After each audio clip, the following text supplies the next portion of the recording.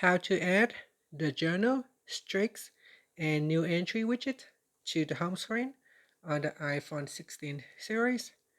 First, let's go back to the home screen by swiping up at the bottom of the screen.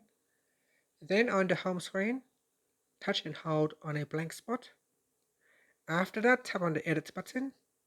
And from the pop-up, tap on Add Widget. Now in the list of widgets, we can scroll down and then tap on Journal. Now if you want to add in the streaks widget, then we go down and tap on Add Widget. And then tap on Done.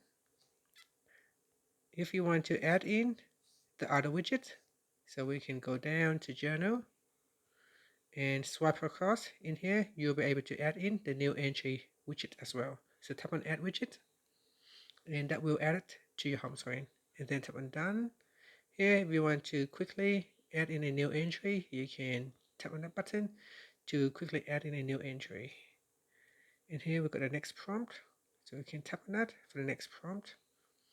And then for the smaller streak widget, you can also tap on that to open up your journal, or you can tap on new entry to create a new entry. And that's it.